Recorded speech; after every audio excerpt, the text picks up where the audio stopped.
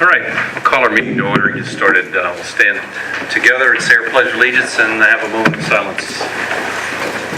Pledge. Pledge allegiance to the flag of the United States of America, to the republic for which it stands, one nation, under God, indivisible, with liberty and justice for all. Let's pause for a moment of silence, please.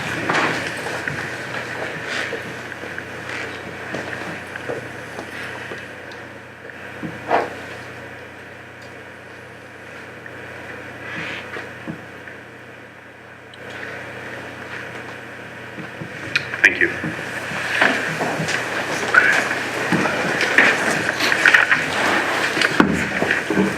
Welcome to our December meeting.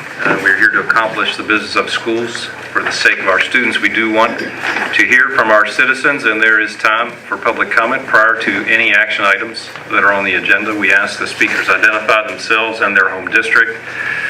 We also ask that your comments are limited to 3 minutes in order to provide equity to all speakers and to ensure our meeting is reasonable in its length. If you have more information that can be summarized in 3 minutes, please leave behind materials for the board's review. The moderator will ask you to conclude your remarks as time has elapsed. If you have questions during this session, you may ask for clarification from your school board member or a school administrator after the meeting is adjourned.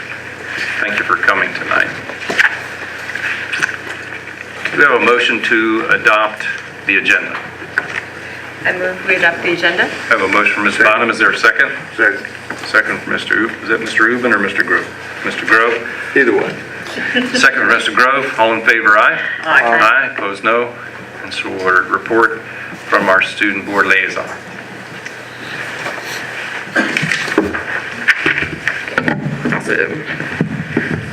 All right, so lately the National Honor Society has been doing tutoring after school at the elementary school from 3:30 to 5 on Tuesdays. So today they did it and they will continue to be doing that. And SOLs will be starting tomorrow through the 13th. The winter band concert will be on Thursday from 6 to 8.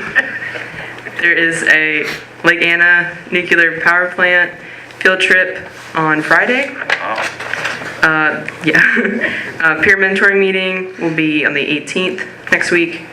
Final exams for first and third block will be on the 18th. And final exams for second and fourth blocks will be on the 19th. The Pride Variety Show rehearsal will be on the 19th. The end of the second quarter will be on the 20th, which is the last day of school. And that's the same day as the variety show. We'll have an early release, 12 p.m. And then Christmas break is from the 21st to the 4th of January. And then quarter 3 will begin on the 7th of January. And I did a typo, as you probably can see, on the first bullet. And Bryce pointed it out to me, actually. So It's really funny, Bryce. yeah, it's tutoring. Okay. It's tutoring, not torturing. We're not torturing children. We don't torture the children anymore. Yeah. That's when I was a little boy. You're being kind, calling it a typo. You know what? I tell people this because it's true. But anyway, I cried in kindergarten when my mom left me, and they put me in the closet until I would stop crying. So I just want you to know things have changed a lot, right? We do not do that. We do not do that. Pick them up and hug them. Torturing is so funny because this trouble that she went to make sure we had these bullets. And Very nice. spell check didn't catch that. Nope. That was fun. Yeah. This is also my last meeting Oh. here. Yes. On a good note. So yeah, I want to thank you for having me and being the student liaison.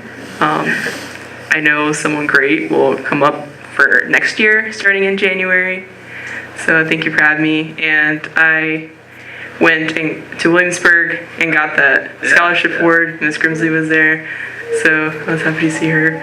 It was $750, so that's good. Yeah, that's great. Yeah. So I really appreciate you having me here. Yeah, you've been a great representative. Thank you. Appreciate it. You didn't mention Quiz Bowl.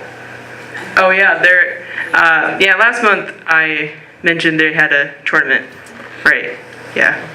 And they won last week, Yeah. big time. All right.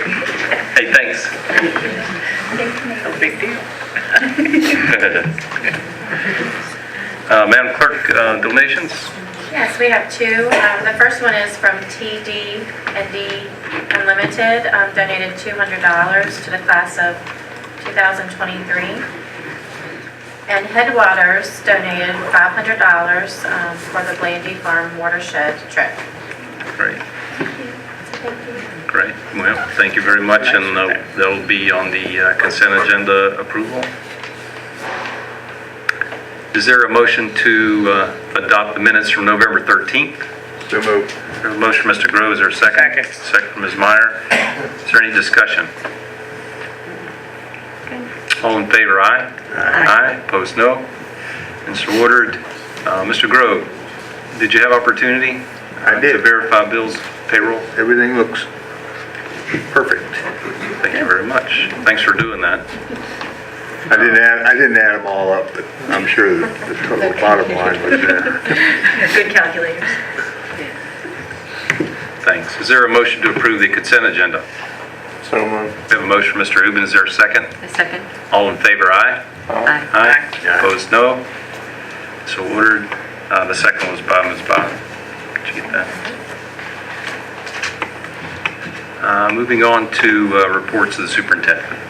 Yes, Mr. Chairman, thank you so much. Tonight I'm delighted really to introduce to you our instructional technology resource teacher and division director of testing, Crystal Smith, as well as fourth grade teacher and computer science teacher leader, Kelly Estes, who has taken on that role to help us integrate some new standards that we have into the curriculum, because we have not enough of those at all. So that's been wonderful. It's actually an exciting initiative. So we're very pleased to bring this to you. So ladies, if you want to come to the podium and give your presentation about these changes and what we are doing innovatively to help support the curriculum in this area.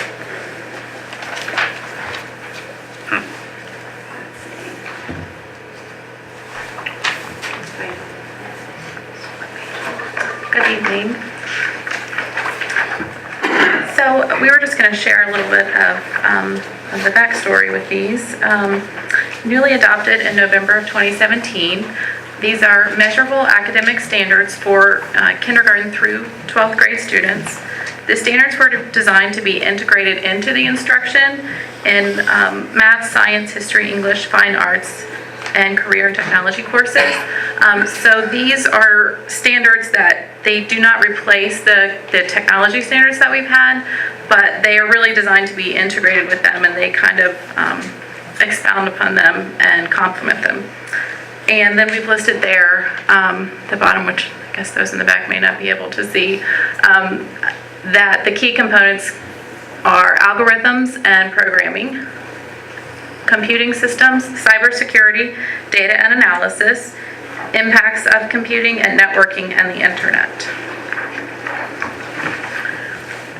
And over the summer, Kelly and I had the opportunity to attend the 2018 K-5 Coaches Academy. Kelly, I believe, went to Virginia Beach area? Richmond. And I did the one in Fairfax. They had them in several locations across the state this summer. And they were really designed at the model of train the trainer. So we learned how to integrate these into the curriculum and then bring it back and coach our teachers of how to do this as well. And beginning in the fall, we started with the elementary school. We introduced the computer science standards at a faculty meeting and handed out the vocabulary that goes with the computer science standards. And then at our professional development day in, what month was that? November. We worked with grade levels as teams where they work together to determine where the standards fit in their curriculum, and then added those to their pacing guides. And we've actually determined that we're doing quite well. The standards were designed, from what my understanding from Code Virginia is, that they developed them as kind of a baseline, so they're not too out of reach for schools. Most schools are going to find that they're already meeting those or can take small steps to meet them. And then within the next 7 years, they're going to step up those standards again. So far, we're doing a great job already. And I guess Kelly has some to share. So just to give you a little bit of background, what is computer science? I think we all have a definition, and it's something that goes way back. But I have a definition that I actually pulled from one of the conferences I attended. Computer science, the discipline that makes the use of computers possible, has driven innovation in every industry and field of study, from anthropology to zoology.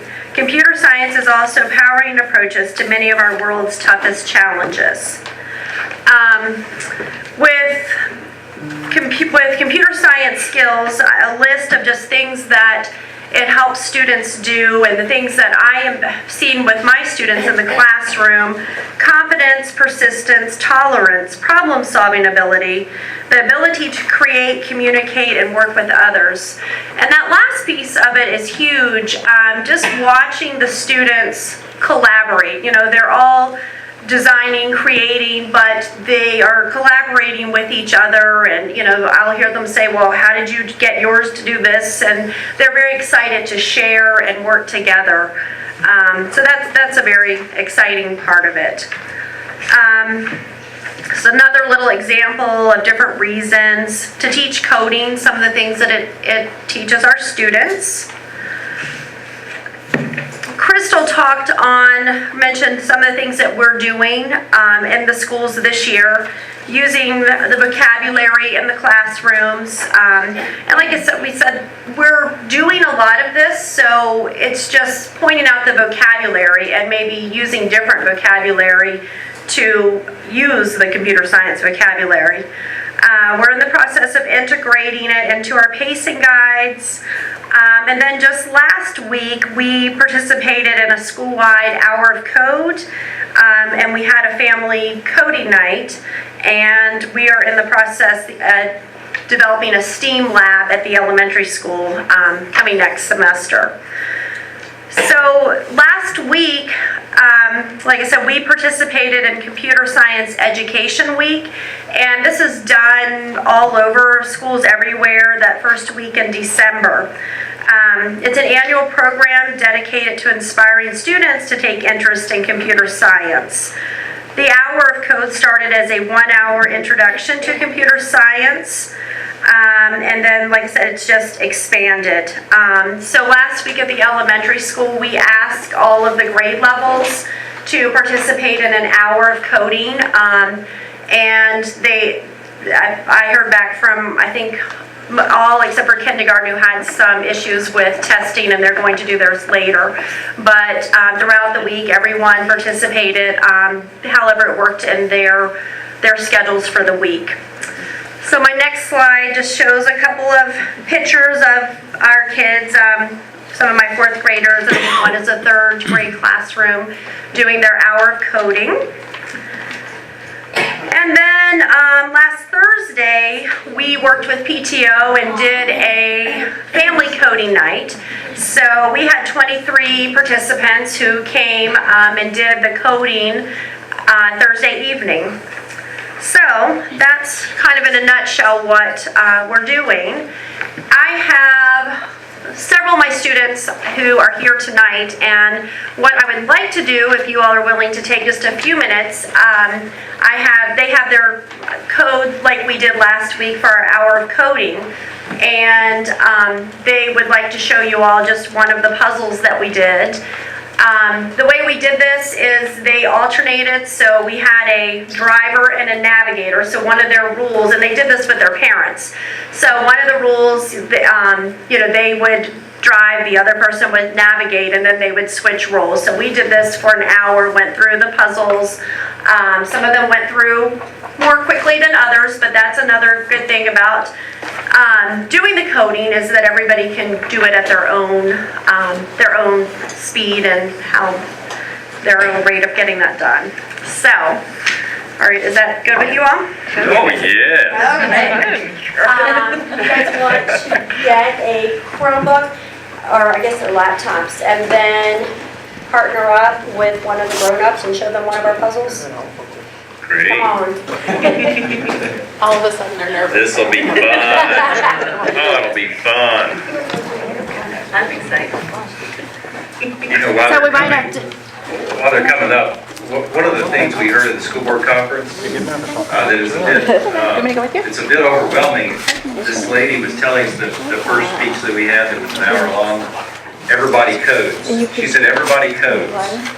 And I thought, well, that's a very overwhelming thought. But these students, by the time they graduate, that's the world they're living in. exactly. So it's extraordinary. Yeah, come on. Show me, teach me something. Come on. So, Remember this one? This one last one?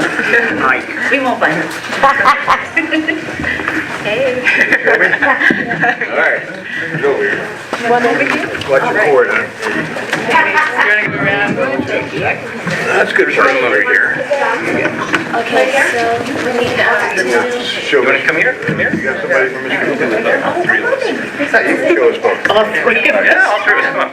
Because they're both parsed out. There's Rose. Welcome to Artist. Come on, let's try to make a simple square you have to read this side. Here you go, we don't want you not to do Simple square using the term Pixels right. are little squares in the board. Oh, so these are Size. Here.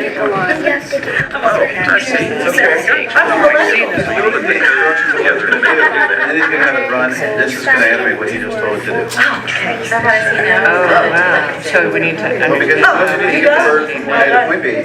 So do we just? So he just has instructions here. This is the way we forward. Okay.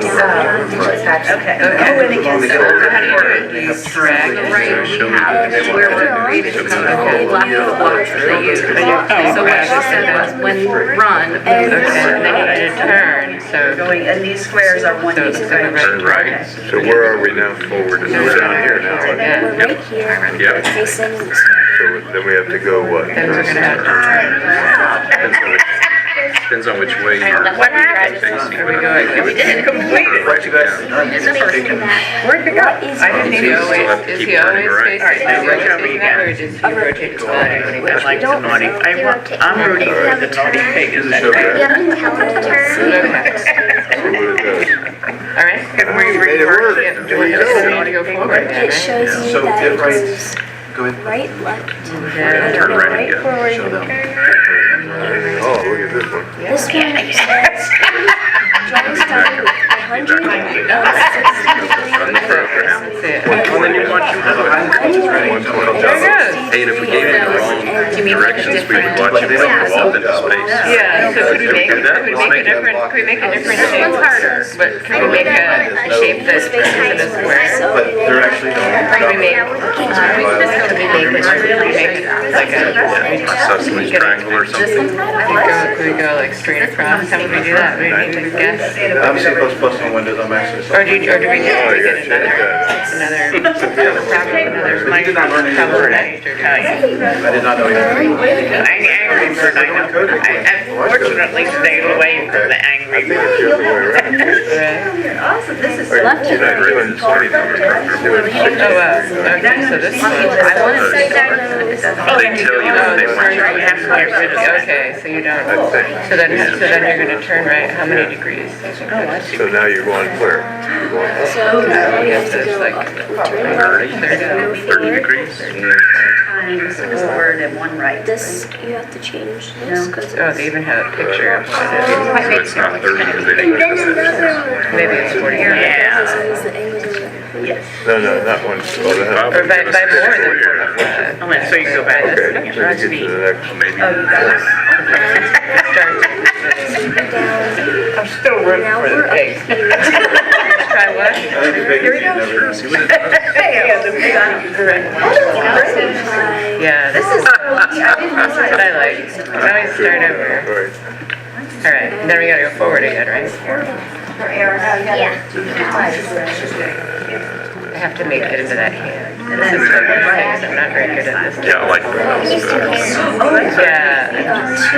Okay, and then we're gonna need to have. What would it do? It would go backwards, wouldn't it? Well, If you took the wrong one, it'd go the other way. then it would go.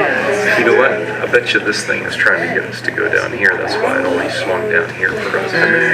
What angle? Probably what it is. How many degrees do you want to try this? Excellent job. Are you sure? Tight angle. Like that, it's a big angle we're doing. Sure, I get to try. Oh man, you gave me the hard one. Okay, I've got Then a. we go So forward. right here, what does this mean? It needs to start. Oh, Right. okay. All right, so I need to turn right Left. there. We want to switch this one. All right, come on. We're gonna make a funny shape. They're going left. We're gonna do it right. Then we're gonna do left again. There you go. Whoops. That's tough. Because he's got a, because he only does like an about face. Yeah, we do. Uh-oh. I blew up myself. Take one that time. You guys want to try? Program. You can change anyone, right? And then we're gonna go. You move forward again. You move the back. Like So we go with our left, and then we do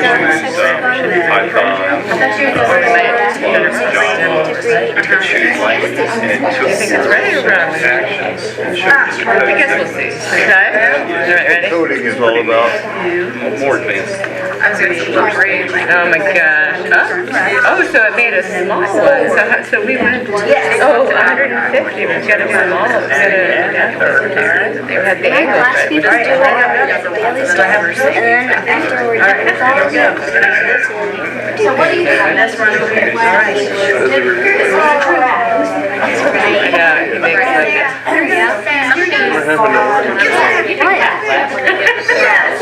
You need one. It's pretty hard. It's a good way of starting, right? And it shows them how to combine them together, so instead of putting 3 forwards and later, I didn't think it was 200. one move forward, but have it do it 3 times in a row. Family coding night. You can do like each statement. I should look at Different show, What am I agreeing to? I don't know. Reset, you try it again? start putting pieces of code I think you have together. turn right. All right. Steps them along little by little. Gonna do a third one. There might be a test. And they do it. Oh my God, this one is great. That's a good one. So what do you think? So first we're going forward. And then this is greater than 9, some greater number than 90, right? Turn right, facing this way, right? They're all right. Like maybe turn Right goes this way. Yeah, something I like agree, I that. agree. Flip around. Then you gotta go forward. That's a long trip. Right, turns right. Turns left, right? Yeah. 3. What did you call it? 3, that's good. Yeah, so it's really the same angle there. Oh, I see. So, Right, it's just, can you like change, it's always, can you change this here and then we can copy it? Now we got it 60 every time. All right, good girl. Good job. Oh, I like this. Let's see, it finally brought us the thing. I wonder if you can put 2 of them together and drag 2, then you'd be done. No, Yeah, right, right. it won't let you. Oh, I saw you. Yeah, so you went to we were gonna go there.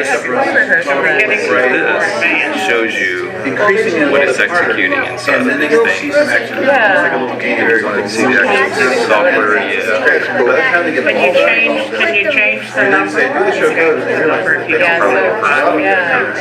Oh, wow, I just programmed. I didn't even know. You gotta do So how many times do we have to do I had to it? learn it the hard way. Okay, so go for 60 again. You either get get it or you don't get it. It's one of those. But I think this type of coding lets people be exposed to it and be afraid of it. Because that's what I did it all before I took computer science. That was a good one. Does it have like a, If I could have had something like this as a kid, then I would have been interested. all right, should we try it? We can make it go really fast. If we do it like that's what they have on the tractor. We have like three speeds. We have snail, turtle, and rabbit. Wait, I'm gonna try it. We're doing really good. I'm gonna Do it the slowest Just possible. the speed that it goes like this. That's great. It goes really fast. 47 lines of code. Good girl, all Oh my right. gosh, you did the extras, the extra. See this? No, it's on number So now they can hear that. That's what I Just do this to wanted. repeat.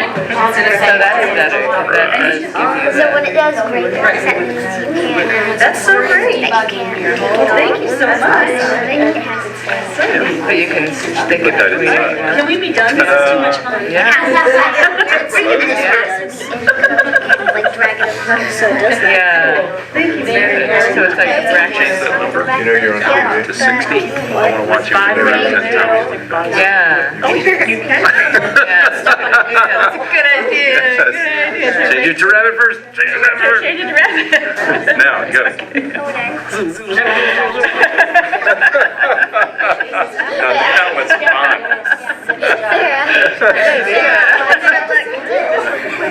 All right. Go around the room. All right, that's it. No more fun. That's really good. Thanks for showing us. That was really fun. She's good. So as you can see, lots of problem solving, lots of collaborating, and Thank you. the thing that's neat about it is the children at all levels can do it and take it, to different levels. And some children that struggle with some things, it's amazing how quickly they catch on. And sometimes the students who typically catch on quickly, it takes them a little bit longer with this. So anyway, they're all doing a great job, and it's fun starting to integrate it. Yeah, it's cool. Great. Everybody codes. Yeah. Awesome. So, yeah, the lady told us, she said, 50 years ago, read and write and arithmetic. All right, shut it And down. we gotta make some progress here. Everybody codes. Think about the idea, right? It's a fun way of doing it too, right? Yeah. It's great. We're just gonna do this for another couple hours. Yeah. We could. That made it fun. I was just talking to my buddy over here, Harrison, and we were talking about how I dropped this in college. I actually started as a computer science major. Really thought I was going to MIT for computer science. Female, they like to accept females then. Got into Java programming. I was a C++ kind of girl, I thought, and oh my gosh, the back end learning the hard way, was a totally different way of thinking for me. So I dropped that and went into education. So it's okay, it worked out. But that's true. Yeah, but you were way after punch cards. I had punch cards. What's that? That's right, what's that? Binary, I know that. Do you know punch cards? No. There's piles of them. What's a typewriter? I don't. Everybody codes. Thanks for showing us Thank you so that. much. That was so much fun. Thank you.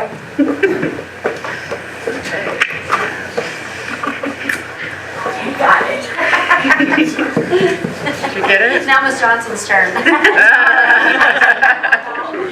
Punch cards and slide rules, they went together, right? Yeah. With the side and the cosine. All right, thank you, sir. Like all the trigonometry. Thank you so much. Good night. Thank you. Good job. The atmosphere here compared to the Board of Supervisors. Hey, say it loud, Tom, it's on TV. Take care. Thanks, Tom. All right, Mr. Chairman, the next item on our the reports of the superintendent is the Commit to Be Fit evaluation report. If you recall last year, the Institute for Healthy Living out of El Paso came through as part of our Path agreement and the PATH grant to really do a comprehensive study of our program, to give a final report, an evaluation program report of the different facets of Commit to Be Fit. So I've asked Wellness Integration Specialist Holly Jenkins and our Food Service Director and Nutritionist Amanda Butler to share information about this report. Ladies? Thank you for having us. So as Dr. Grimsley mentioned, we've been working really closely with IHL Institute for Healthy Living, an evaluation team affiliated with the University of Texas at El Paso. They've come out here for site visits, and we've worked remotely as well on some evaluation methods among our 3 prongs, our community, classroom, and cafeteria. So community, they spoke with our community members involved in our free fitness classes offered here after school. In the classroom, they did a curriculum review. In the cafeteria at our high school level, we did the veggie meter. Bryce was one of those participants. It's a really cool device with an LED light that measures your finger, and it gives you a carotenoid level, which is a good biomarker of overall fruit and vegetable intake. So what we did is we measured in May of 2018, which is kind of indicative of the past couple weeks build up while they're in school, while they're in our programs. Here in school, our salad bar, our farm to table program, our horticulture classes. And then as soon as they came back in August, we measured again, and we saw scores go down, which is further support that while they're here in school, they're eating healthier, they're having healthier behaviors, which was really exciting to see. So this was our first year. We also kind of talked about some internal measures and how we can be evaluating ourselves. So we did a force field analysis. So we talked about overall driving forces to our program and restraining forces. Overall, we had a positive score, which is beneficial. We're moving forward, we're making progress, but we also talked about ways, how can we strengthen those driving forces and how can we kind of reduce the restraining forces as we look ahead to our future. So we are really excited. The report they gave us is phenomenal. The graphics, the data, suggestions moving forward, we are really appreciative of, so we are really looking forward to continue working with them, which Holly will share more about. All right. Thank you again for having us this evening. Dr. Grimsley, if I could have you scroll to the summary and recommendations. There's one paragraph that's page 17 that I just really wanted to point out that we're quite happy with. At the very bottom of page 17, the recommendations for PATH, it says the C2BF team has launched a strong program that integrates health in the cafeteria, classroom, and community. Their ongoing efforts to identify strategies for enhancing impact and expanding reach are on target and warrant continued funding. So, woohoo! We're very happy with that particular section. But overall, we are very pleased with this evaluation. And even more so, we received the great news that IHL is going to be continuing to evaluate us. We're in a planning phase this current year, and then the following year, we're going to be doing more in-depth studies, more information with the veggie meter and such. They have also asked if we'd be interested in co-authoring a journal article, which is huge. Yeah. So we're very much looking forward to that opportunity in the hopefully near future. Yeah, so that's great. We're very excited to have this opportunity, and we're very, very happy that so many wonderful things are happening here in Rappahannock County. This is a really well-done report with a lot of good information, and I'm wondering how it gets out into the community. How do we get this out? That's part of my job. That's going to be the next step. It's a lot of information, but it is. Small segments. Well, and for those who are interested now, it is loaded on Board Docs publicly, so you can go onto our site with the agenda of this meeting to get it there, but we can get it out in more depth. Yeah, it's really well done, Maybe really good information. maybe a section at a time, and do it kind of a series, weekly or monthly series. That's an excellent idea. Yeah, I do like that because it is a lot of information. There's a lot to digest. Yes, absolutely. And yes, it was great that they did find that our salad bar at the high school, it was on point, and it definitely increased the vegetable intake with the students. So very good. We're looking forward to the future and moving forward with IHL and the continued Commit to Be Fit program. Yeah, so you're changing the culture. So that's what you're doing. Yeah, that is definitely what we'd like to think that we're going for. So, and we're grateful for all of your support as well. Yeah. Really neat. Great, thank you. So you guys ready to do a brain break? Yeah. Mr. Mills had the pleasure of attending Everyone that the breakout agrees, please. session. Oh, but thank you very much. Yeah, Holly put us to work at the school board conference, making sure we're participating in our answers physically. Yeah, we want everyone to pay attention. Yeah. All right. 4.3. Mr. Chairman and members of the board, I'm pleased to bring you some exciting news also from the PATH Foundation tonight. Let me pull this up, have found out that in a regional meeting with superintendents about a month ago, PATH brought this idea to us about the Virginia College Advising Corps as a way to help schools implement the mandates for the profile of a graduate, because they were finding across the state this outcry from the guidance departments and advising, college advising, all of these people saying, it's just, there's too much on public schools to be able to do the social emotional piece, the advising piece, the academic career planning, the career coaching, everything they keep adding on, the testing, all these requirements, and they expect your guidance counselor to do all of that. And they are superhuman, don't get me wrong, guidance counselors are incredible. But, we need some assistance with that. That's a lot of material to make sure that we do, and to do it effectively. It's not enough to just say we do it and check the box. And that's what schools across the state and across the nation right now, I think, are seeing, but in particular in Virginia, with the Virginia profile of a graduate. So, PATH had been going out to different foundation groups and found that one of the number one investments that foundations had made for educational purposes was with the AmeriCorps programs with college advising. And they have very effective rates in assisting schools with some of these mandates.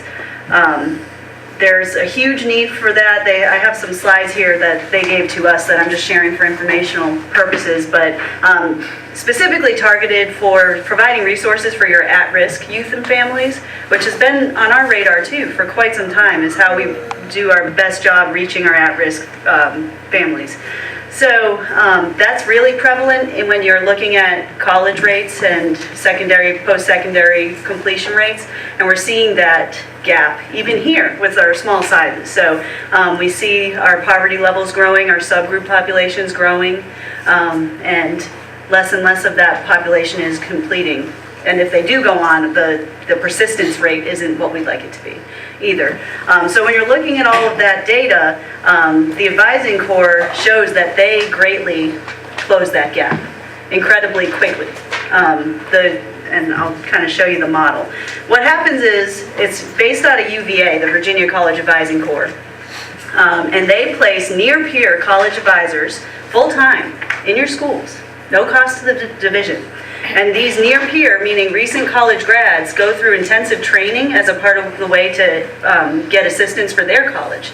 And they're near-peer, usually minority, first-generation, poverty kids. So they know, they've been through it. This is their experience. And when our kids are talking to people like them, it's much more impactful. So that's what the data is showing. So what they help with, they target these for interventions with these families to provide college aspiration and searches, SAT, ACT prep, campus visits, parent-family engagement, applications, essays. The big one for them is FAFSA completion, because that has shown with at-risk youth to be one of the number one indicators of persistence in post-secondary. So that's something they really work hard at, is providing a lot of help with the FAFSA workshops, outreach to families, talking to people on the phone, getting your parents involved, educating the families. They do a whole lot with that. They help with scholarship searches and helping make the transition to post-secondary ed. It's not just, okay, you got in, great, see, go ahead. There's a lot that goes into that too. That transition is tough. So these advisors are trained specifically to handle these things. So the model is, like I said, near peer, full-time in the schools. They go through the intensive training. It's a best fit, best match advising, and they take a whole school approach. So for us, we've been pretty innovative with our profile of a graduate team we've created, and we have some part-time people working really hard to put all the components of the profile of a graduate mandate together. They come in and look at holistically your school model and see what you're doing. And this is meant to complement, not replace any of it, which is great news to us because I've got these people working so hard on the profile of a graduate team, and we're still finding we have so many pieces that we're not being able to meet to the level we want to. We can check the box. We're pretty good at compliance and checking the box, but we think we can do it so much better, and the kids deserve it. So that's what we're looking at. Here's just some data about the enrollment rates for low-income students. Dropped significantly across the nation, whereas the Virginia College Advising Schools saw an increase. And that's another college enrollment data. Where's my gaps? I want to show you that, because to me, that says it all. Look at closing the gaps, what they were able to do when they submitted the FAFSA first generation versus non-first generation, 21%. Closing the gap for underrepresented minority students, 20 percentage points, reversed 1 percentage point when you meet with the advisors. And then submitted application to one or more colleges. So the amount that they're able to close the gap is incredible. The way it works is for 2 years you get the same advisor placed with you. They want to keep the recency of graduation at the heart of it because they want that near-peer connection. So every 2 years you get your more recent advisor. And they're placed in the schools. PATH has agreed to fund it completely to make up for the gap that we're not eligible for. We're not eligible for this program because of our LCI and other things, free reduced lunch and all those things that usually knock us out of programs like this. So PATH has agreed to take on that for regional schools because all of us in this region may have, to some extent, can take part in it, but not to the full level it's meant to. So now we're going to be able to. So we're looking at a launch date for this of fall 2018. We still have a lot of planning to do and to see how it would work for us, but we're the boss of that. We drive, to say this is the model we'd like to have, but how do we, 2019? 2019. Right. Yeah. We're going to do it last fall. Next year. That's how quick I want to move. Yeah. Last fall.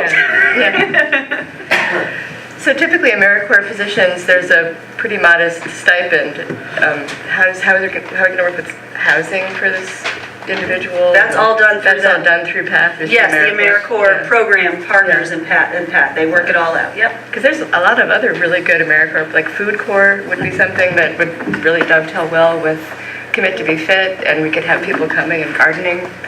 Similarly, I have friends who've done that and had really good impact in their elementary schools. And so it's exciting for me to hear looking at these federal programs. Yes, and it's a model that we can now, because of our foundational partners, be able to be eligible for and access. We don't have access to a lot of those types of programs because of our numbers. So if this model of a regional approach where they're closing the funding gap with us, that's just a huge benefit. So I'm thrilled that this is going to happen. So. And when they commit, so they fund it, right, for a year, and is this one of those things where, the rug gets pulled out from us again, No, you get a 2-year commitment to start with, but it's PATH, so they have, the capability to keep it going along. They were thinking long-term for at least 5 before you reevaluate to see if it's working. Oh, good. So it doesn't appear to be something that would just be taken away without us knowing well in because that could be advance. very discouraging. Yes, we don't like those situations. Well, I mean, specifically to the student, Yes. it can be very discouraging. And who supervises this? Usually, you provide the program supervisor. Usually that's your director of guidance or your head guidance counselor principal. However we decide, and that's going to be all worked out as we go through the planning process. But they're very flexible. They want it to work. It's best fit, best match for us, which I love about that. So, That's fantastic. Great. What a great surprise. all right. right, 4.4, speaking of changes, we have quite a few SOL changes that have come down the pike very quickly. Talk about drinking from a fire hose, it was seriously like that. We were still getting information just a couple of weeks ago to implement for testing this week. So that's how quickly it comes, and we have to stay on top of it. So I am so thankful that our ITRTD Crystal Smith is always on top of that stuff to keep us straight. So she's going to come up and just give you a quick overview of some of those changes of what we've had to put in place that affects testing right now. Disclaimer, this is a lot less fun than the coding. It's called managing expectations. Good job. You know. So as Dr. Grimsley said, I'm going to share with you some changes to the Virginia assessment program that are taking place immediately and affect our fall and our spring testing administrations. So under ESSA, students must be tested in reading and math annually in grades 3 through 8 and then once in high school. Schools that do not test 95% of their students in reading and math will be required to submit a plan to VDOE. Science must be tested once in elementary school. We do that in 5th grade. Middle school, we do that in 8th grade for physical science, and then once in high school. Science is a little different than reading and math in that school divisions that do not meet the 95% do not have to submit a plan for their participation rate.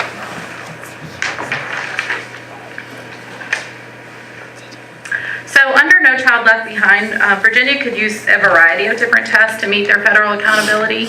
However, the United States Department of Education required Virginia to select one math, one reading, and one science test for federal accountability. Virginia chose Algebra 1, Biology, and end-of-course reading as their test. End-of-course reading is typically 11th grade. And then a cohort rates will be used to calculate the performance for high school reading, math, and science. DOE has applied for waivers to allow additional tests to be used for federal accountability. It's not expected that these waivers are going to be approved in time to make a difference for testing this year, but hopefully if the waivers are approved from the federal government, then we'll have more flexibility next year and the years beyond on which tests that we can give to meet federal accountability. So for now, it's Algebra 1, Biology, and end-of-course reading, with a few exceptions that we'll talk about, unfortunately. Exceptions. Algebra 1 in 8th grade, stupid. So per Virginia's SOA guidelines, each student in middle school and secondary schools shall take all EOC, that's end-of-course SOL tests, following course instructions. However, new language states that students shall not be required to take an EOC SOL test in an academic subject area after they have earned their verified credits that are required for that academic content area for graduation, unless the test is needed for federal accountability requirements. So in a nutshell, this means that when a student has met their verified credit requirements for graduation and they have completed the test required for federal accountability, then they're no longer going to test, which is great news for our students. It's going to mean a lot less seat time for standardized tests and hopefully freeing up a lot more time for project-based learning and performance assessments. At the school level, that's going to mean that we are tracking verified credits for 2 different cohorts now, because with our new graduation requirements, our 9th graders have different verified credit requirements. So I think the next slide. So for students that are current 10th, 11th, and 12th graders, their standard diploma, they need 6 verified credits, and for advanced, they need 9. But with our current 9th graders and beyond, they are only going to need 5 for both 5 verified credits for both the advanced and the standard diploma. So we have 2 different cohorts that we're going to be tracking in terms of who needs to test, what they need to test, and yes, I see Wes's face. It's very fun.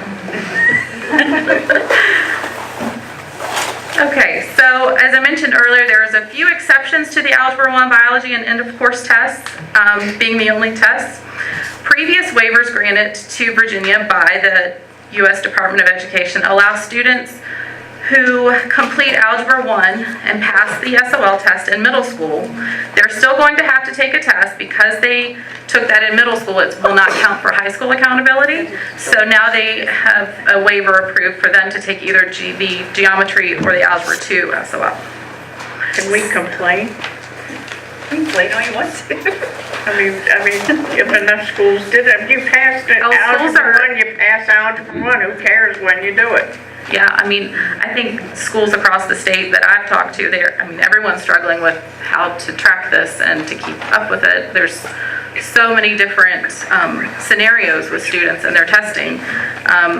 Similar, if a middle school student passes geometry or Algebra 2 in middle school, they're still going to have to take something for federal accountability.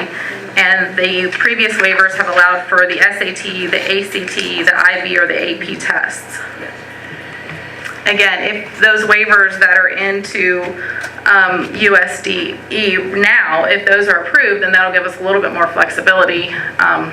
But unfortunately, right now, this is what we're left with. All students have to take the EOC reading test to meet federal accountability requirements. In some cases, an alternative test can be used to earn verified credit, but that test would not count towards our federal accountability. So history and social science tests are not required under ESSA and are no longer part of the school state accreditation ratings. However, students are still going to have to take history and social science SOL tests in order to meet their verified credit requirements. And then writing tests are also not required under ESSA, but again, students need those for their graduation requirements.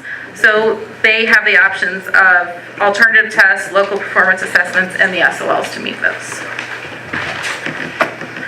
Then we have this fun little curveball that they sent our way just within the past probably month or so. As I mentioned before, the students are 10th, 11th, and 12th graders currently. They have what is called a student selected verified credit.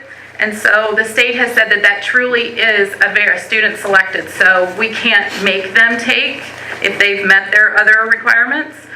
They are supposed to truly be able to select which one they want for their verified credit. So it's going to take a lot of counseling. This is all new, and so how we've handled it for the fall testing is that the guidance department is communicating with the students individually to discuss their options for the student selected verified credit. Are we opening that up for parent discussion as well? The student selected? Yeah. I think parents need to know. We did send out a letter to parents to explain these changes, yes. It must have been a book. We tried to make it as digestible as possible to understand as clear as mud that this is.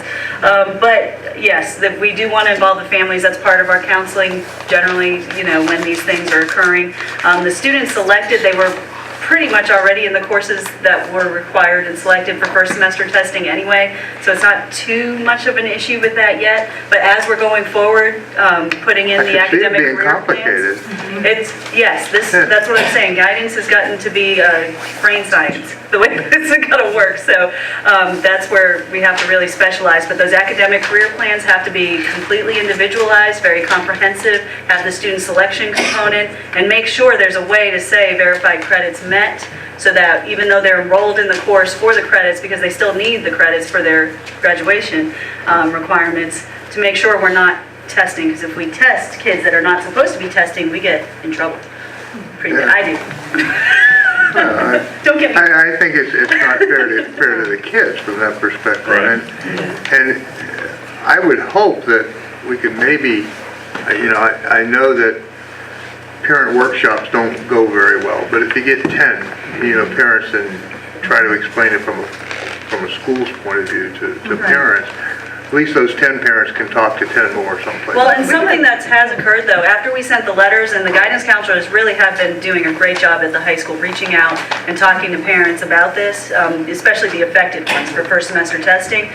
They're finding very relieved parents and students that, now they're finding, wow, I don't have to take like 100% of our chemistry class doesn't have to take the SOL now. So there actually is relief there. Nobody really loves to take SOL tests, so we're not getting much pushback. It's just making sure everybody understands. Well, they have to take the right ones.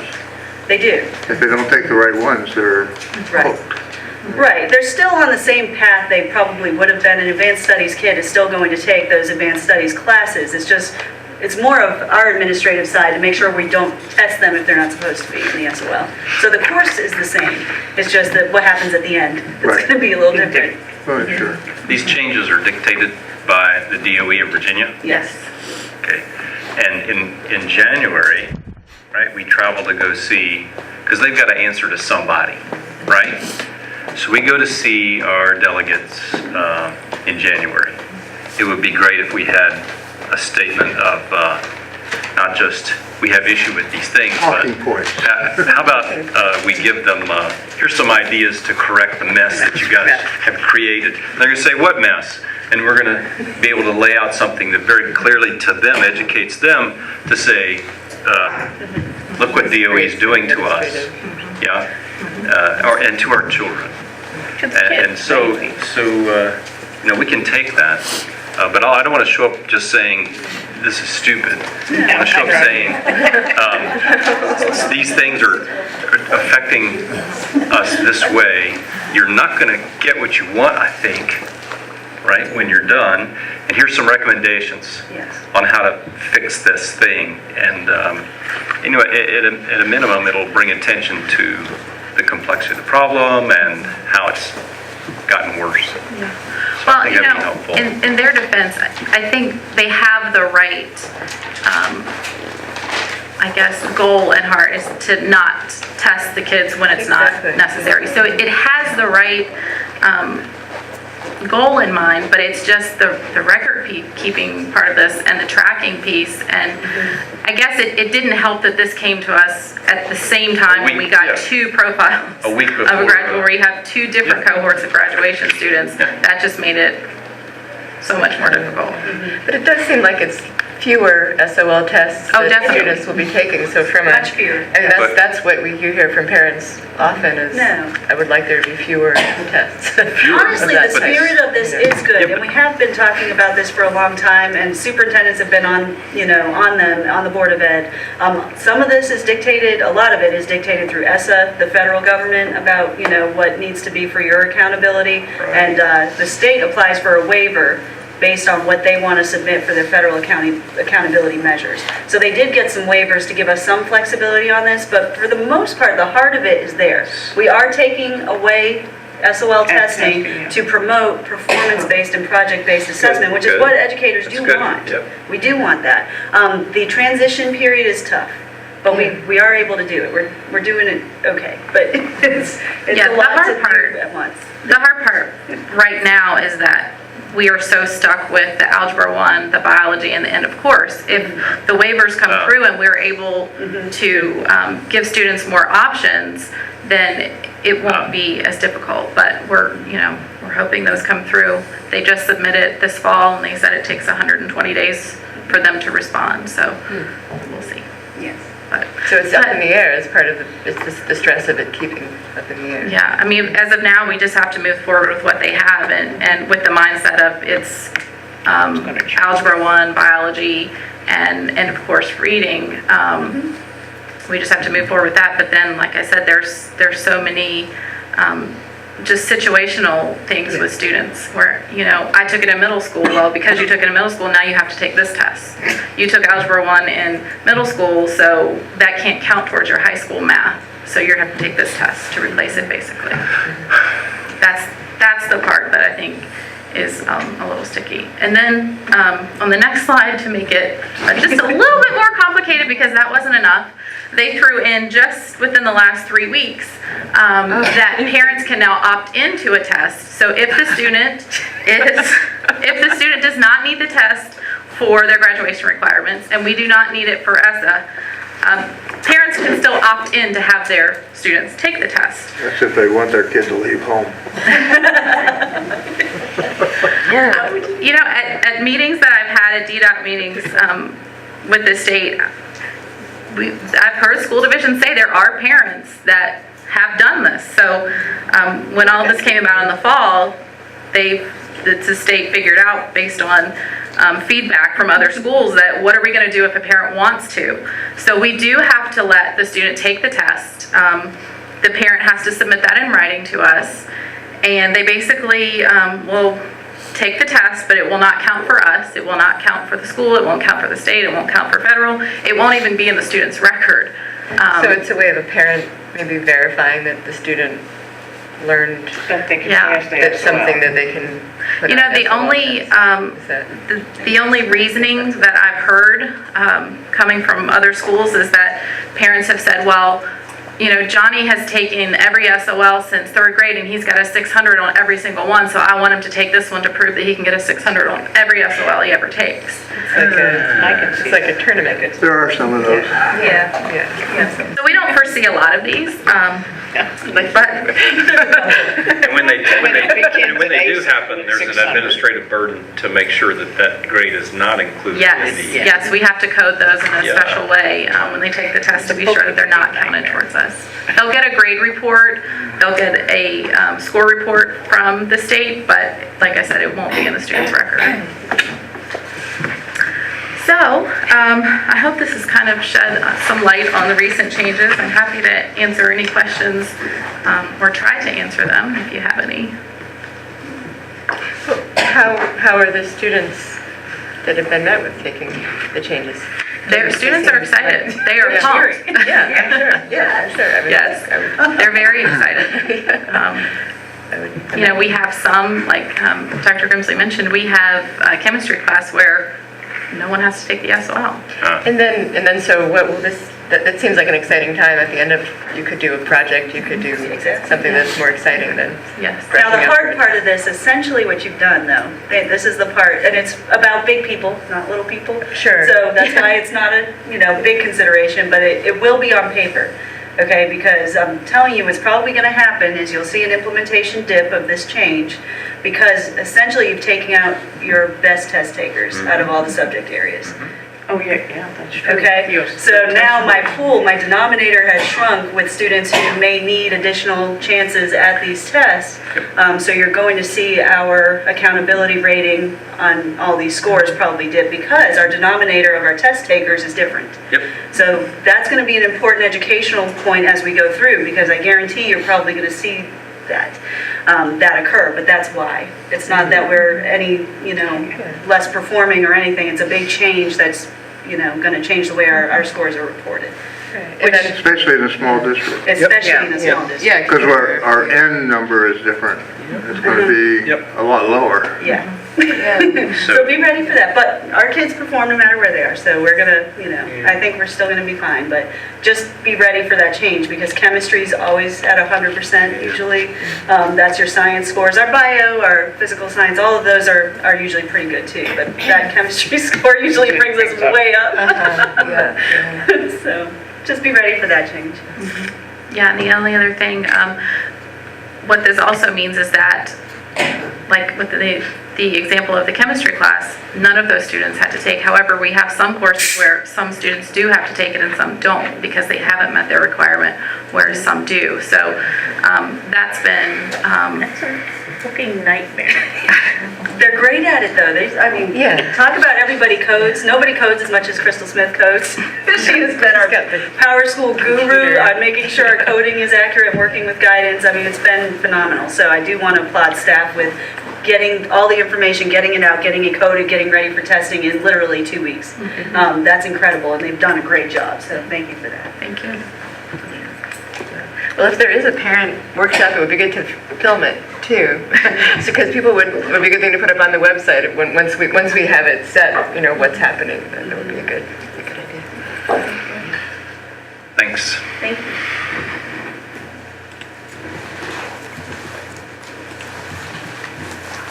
Right. 4.5 is an item that we are bringing to you tonight. The Board of Supervisors at their last meeting signed off on a resolution to continue our advocacy efforts to try to bring Head Start federal funding back to the county.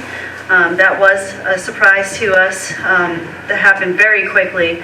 Luckily, the county came to our aid, and we were able to put in First Step to provide an alternative service to the families who were kind of left hanging in the balance.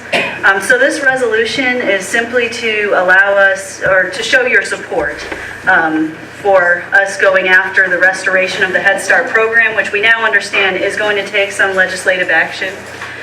So this support from the Board of Supervisors and the school board just gives us a little bit more clout when we go to the senator's office and the representatives and things, which we do plan to do, and we've already gotten some attention in that. Is it state or federal? This one's a federal program. I know it's a federal program, but you're talking about federal legislation Yes. as opposed to state. Correct. That's why there's so many hoops we have to jump through to try to return it. It is state regulated a bit, so that's why you have to bring it to your reps in the state to bring it forward to redistrict some of this. We think we can do it. You know, we always believe we can do it.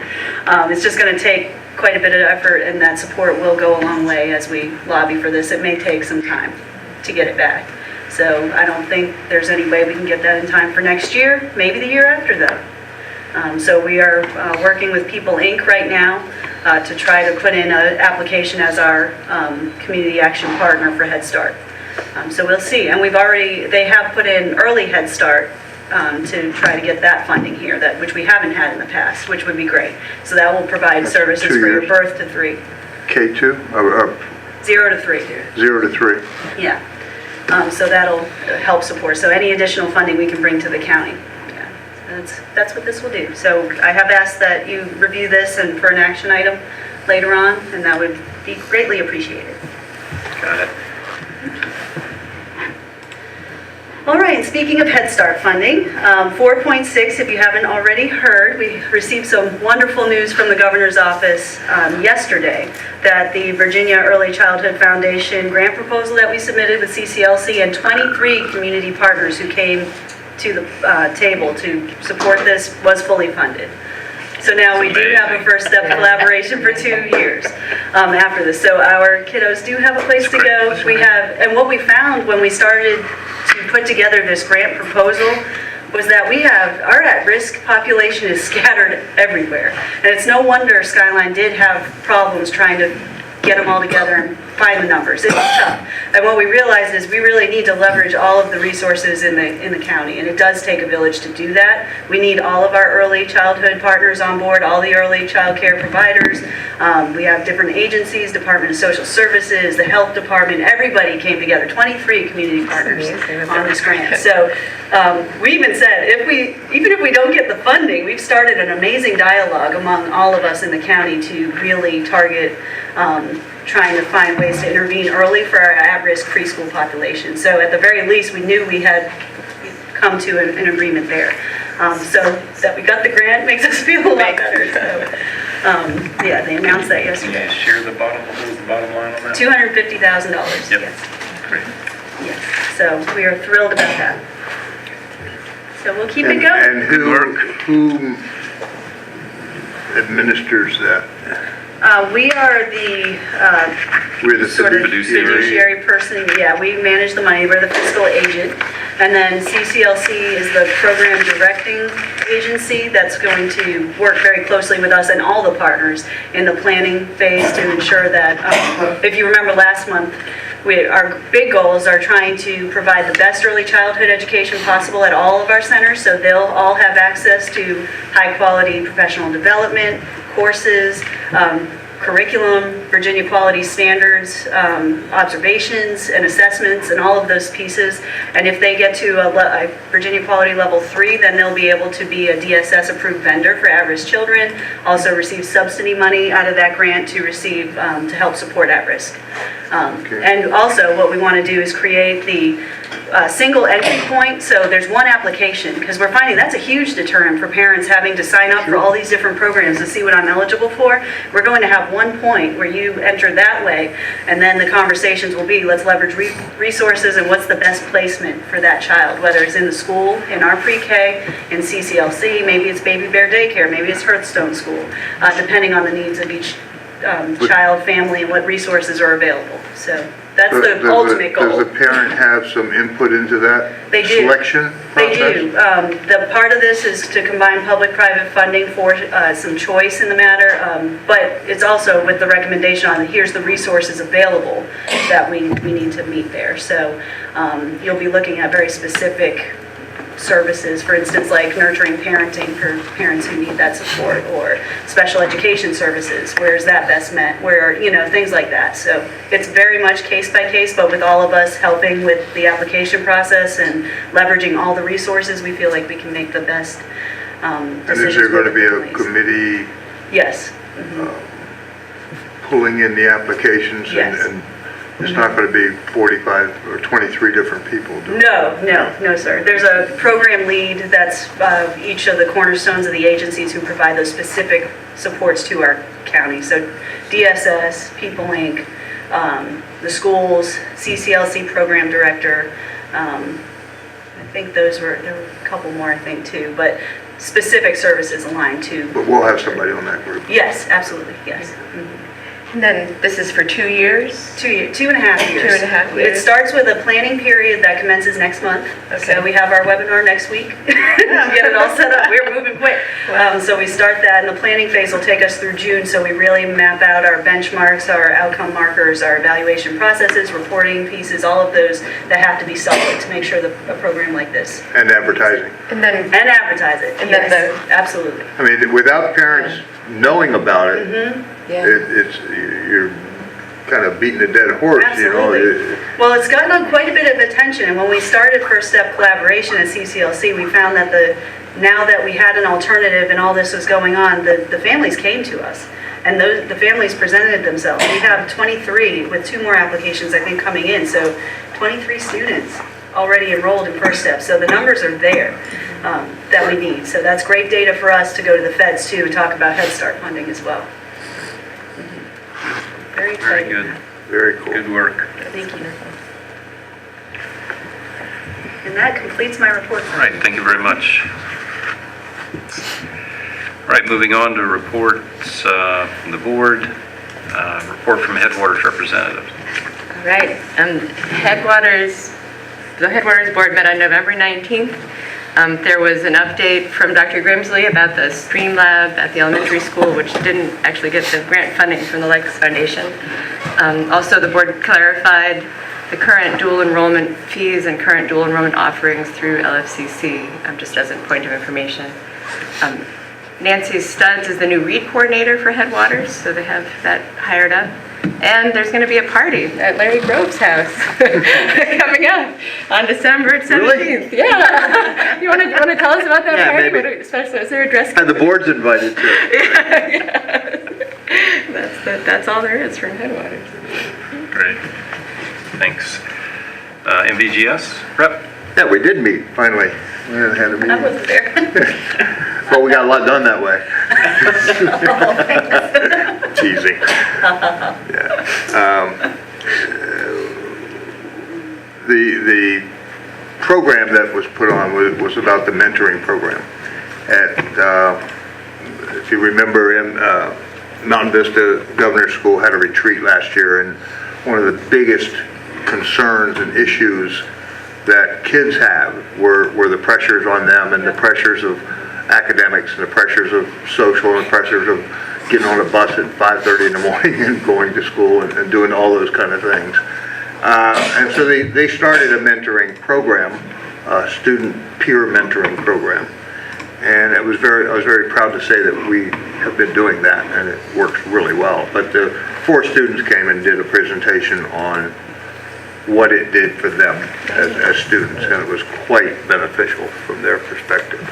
And they're going to continue it, and they're going to move it down to grade 10, and 10, 11, and 12, all 3 grades.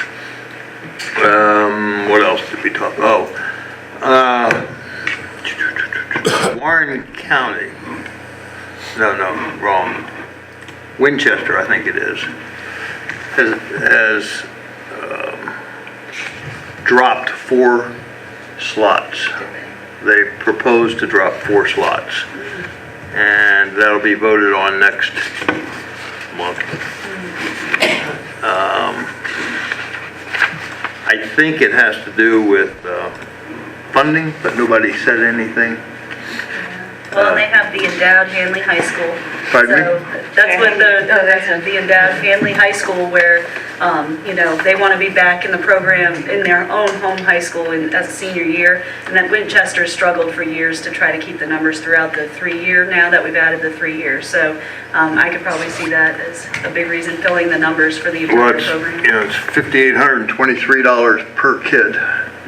And they need to save $20,000, so that's where 4 slots come from. We have an opportunity to opt in for a slot if we wish to do that as a board. It would cost us $5,823 or whatever it is. Right now we have 8 slots and they're all full. I think we had one youngster who was in a at-large slot and has come back to the system from that perspective. So it's a board decision. There's no guarantees. You basically apply to get a slot. Culpeper said they'd take all 4 last week.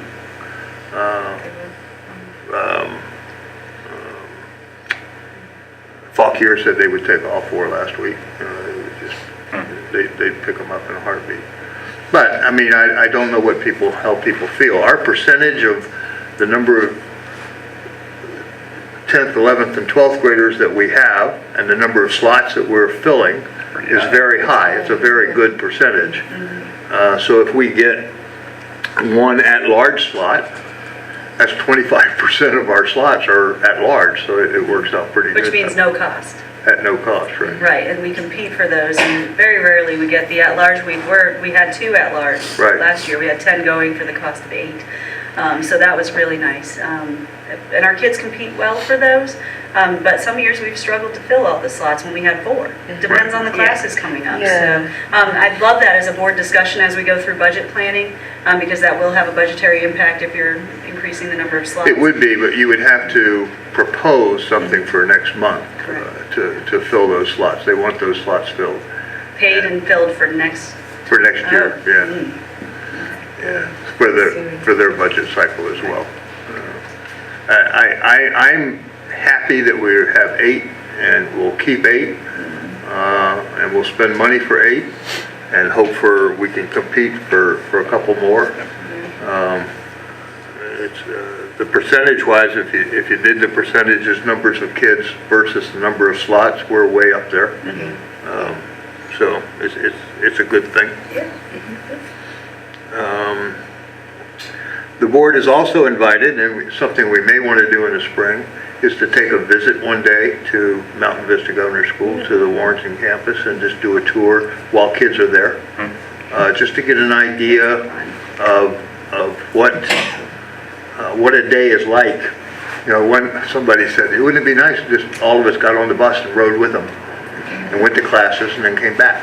And it would be a pretty cool thing to do, I would think. Not at 5:30 in the morning.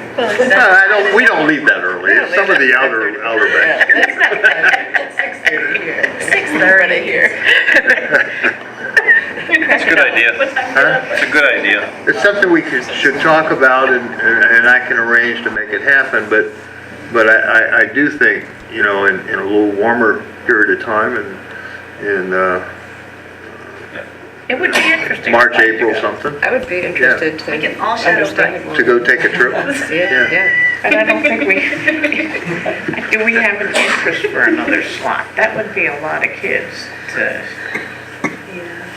It'd be tough to fill with our Yeah, I numbers. don't think It's a we very, need- very competitive What's that? application process. It would be tough to fill with another slot. historically who applies for this program, because it is, it's super competitive, but it's very rigorous and very, it's a lot of time away from your home high school. And it's, not for everybody. So we've struggled to fill the slots we've had sometimes, so. Well, I think Suzanne said they visited with 8th grade students a couple weeks ago, and there are about 5 or 6 kids that are just chomping at the bit to go. Good. So, and Our interest levels have gone up in the recent years, yeah. Right. Anyway, and then last the esteemed superintendent from Fauquier announced that January 28th was a teacher march day in Richmond. And we thought maybe it would be good for the board to know that that's a possibility, or how we would want to support teachers in that endeavor. For the pay raise. I don't know what it's about. Do you know what it's about? You got a memo from somebody, I think. Yes, yes. I read it was salaries and Yeah. getting shortage and. A lot of important things to march for right now, and I think the governor is on board with a lot of the changes that the superintendent's VAS, VSBA, all those organizations have been lobbying for. It's getting heard and being pretty successful, so this is He took the 2% to 5%, I read that. that just happened today. Yes. I read that. So yes, the governor has heard those marches, so they, which I will bring you all of those updates next month, just once they're solidified. But some promising things for teachers, gonna be fun budgeting, we're gonna figure it out, but no, it's actually good stuff. I think as a board, I think it's important that we support, if I knew what they were point by point, I could say all of their points, but as a board, I think we need to support teachers and staff members from that perspective. That's the longest report you'll ever get from me. Thanks, Larry. Thanks, Larry. Appreciate More that. on your paper. A lot of- Man, the one I missed, that was a lot bigger. That was a great report today. Good notes, Larry. All right, moving on, 6.1, Statement of Economic Interest are due in January, right? No, they're due February. All right, yeah, but we have to fill them out in January. Right? We Yes. can't fill them out now. No. That'd be filled out after January 1st, submitted and notarized before February something, right? First? But you can actually submit it, what I sent you, you can fill in and submit it that way. It's a fillable We form can now. type it in. We can email it to somebody, you? I need to look closer onto that, but I'm pretty It sure. probably tells us So on if the it form. has to be notarized, you have to sign it in person, so All right, you'll have to bring so it by it's when like you're to done. come by. It's a fillable form though, so you can fill it out and print it, so it's nice and neat. Lovely. Is it the one that's on here? Or I can just Yeah, it's come to the attached- school board and it's have you print attached it to out the- for me. Yeah. So we're not gonna do the pile of papers we have to do in the past? Well, Well, it depends if- I can print it for you, and I'm just saying, you You can fill it. can fill it out yourself here, email it to her, and she can email print it to out, me, and then I can print and then we it. can come by and sign them. Yeah. Or, Or I can print it, One and from go from last there. year. Yeah. Yeah. You can do it whichever way. all right. Works for you. So, you know the window, you know the document. Public comment. Is there anybody from the public that would like to speak to the board this evening? Anybody?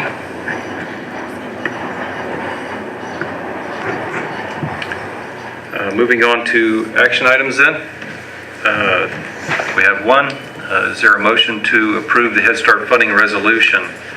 So moved. Presented. We have a motion from Mr. Grove. Is there a second? Second. Second from Ms. Meyer. Is there any discussion? All in favor of approving the resolution, let them know by saying aye. Aye. Opposed, no. Mr. Order, new business. We had several things we wanted to discuss during new business. One was some of the takeaways from the school board conference. So I don't know if any board member wants to just kind of share, we went to Williamsburg. We had a weather event.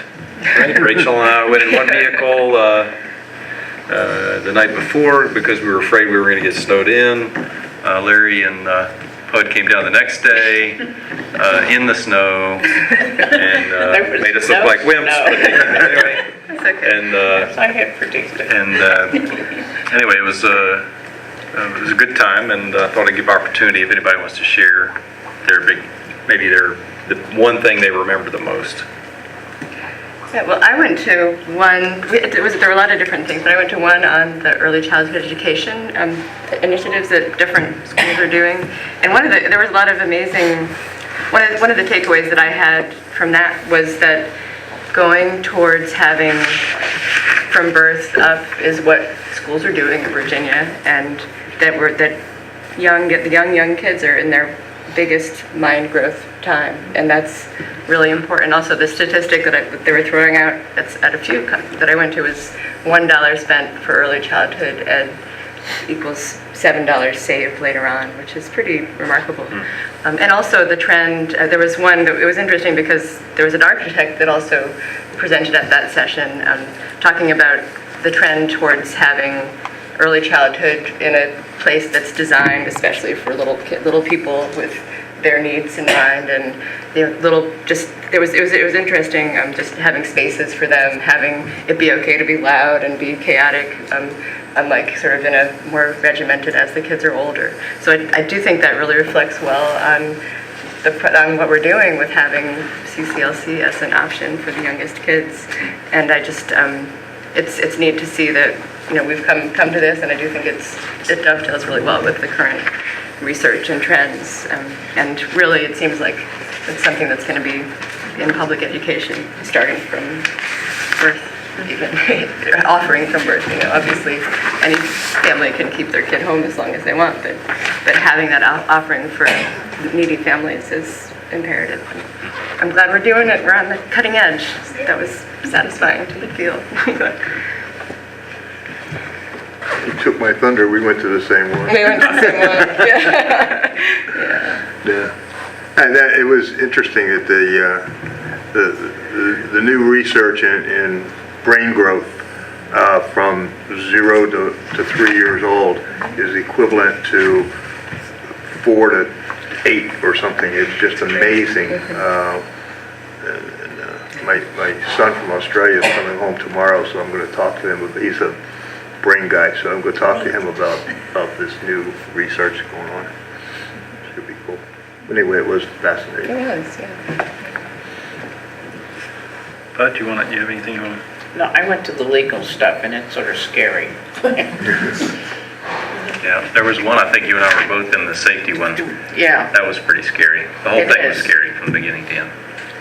So, I went to something, it was a workforce readiness, and how it is that schools are developing relationships with industry in the community, a broad community, and different school districts and the approaches they're taking to develop relationships so that students have options as far as internships.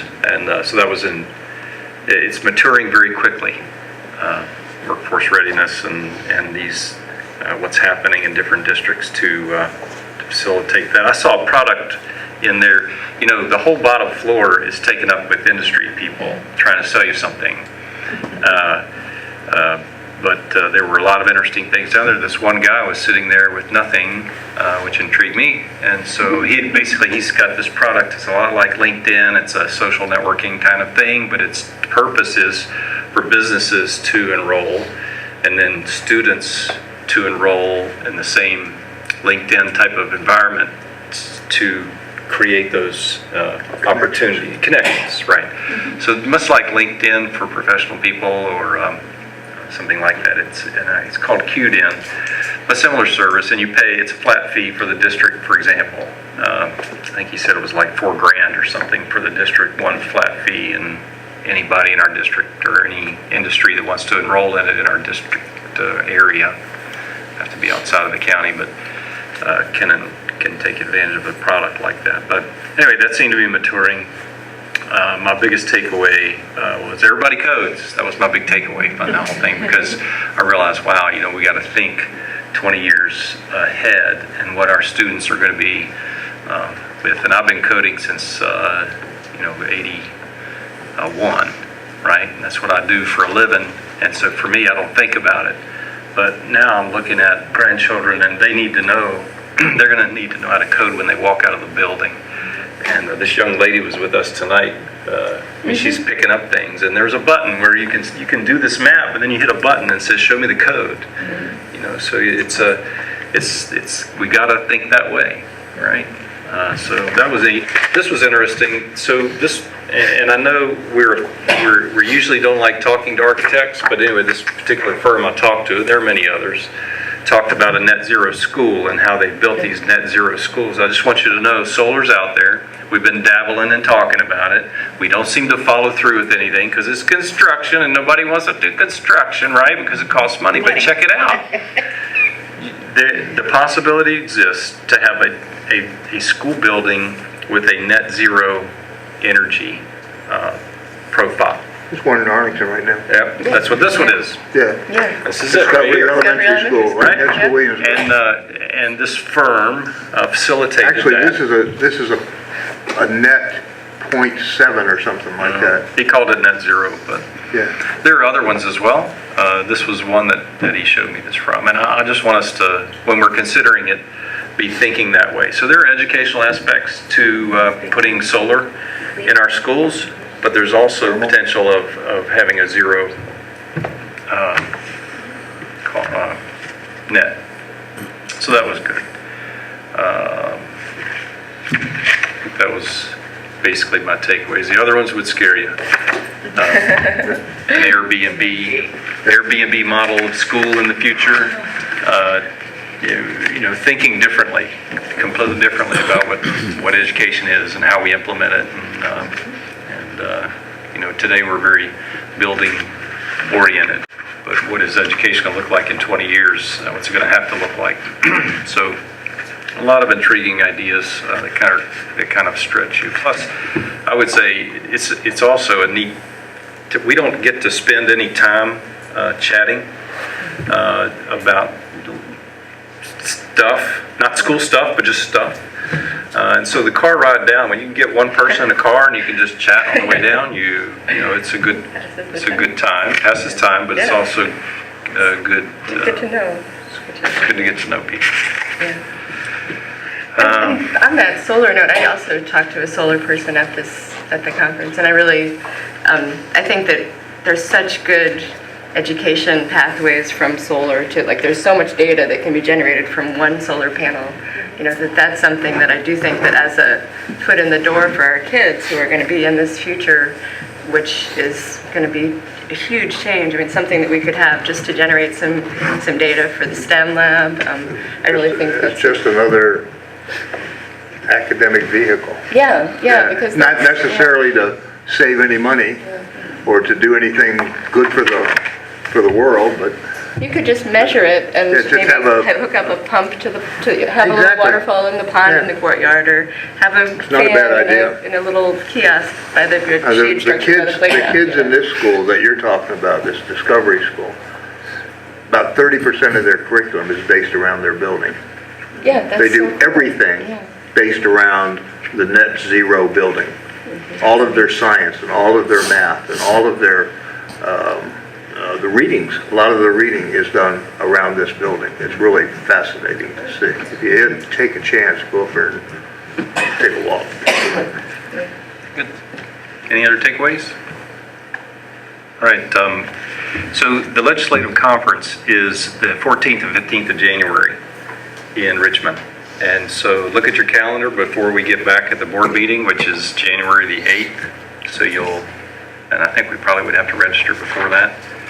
So, let Amy know if you think you're going to be able to make that. It's a good opportunity. It was always important to Ms. Johnson that we were sitting in that guy's office, right? And we did. January, what'd you say, 14th? Typically, but 15 is a visiting day, right? 14th, the 15th is 15th is the day when you go to the 14th is the conference. Right, and then you don't get to go to that. We skipped the conference, just went to the visit. It didn't cost us anything. We just drove down, invaded their office. They didn't know where we were coming from.